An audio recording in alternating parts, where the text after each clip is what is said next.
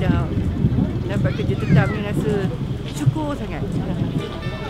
Memang seronok. Selamat menjalani latihan. Di sinilah ilmu kamu bermula.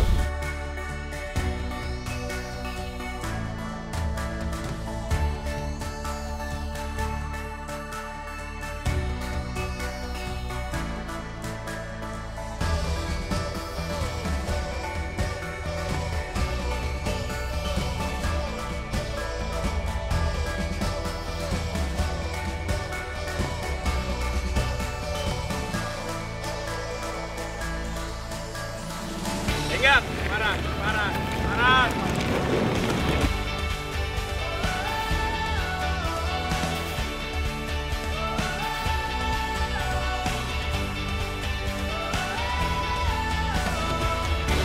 Hari ini kamu berada di Akademi Immigration awal mula pertama mula.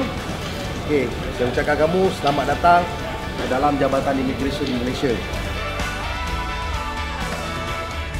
Bersyukur kita kehadiran Ilahi kerana limpah dan kurnianya dapat kita bersama-sama berkumpul di Dewan Baiduri untuk menjayakan Majlis Amanah Pengarah Akademi Immigration Malaysia kepada peserta program Transformasi Minda dan Kursus Asas Keimigrasionan Pegawai Immigration dan AP19 Seri 2 2016. Tuan adalah antara calon-calon yang paling berani sebab memohon jawatan di dalam Jabatan Immigration Malaysia.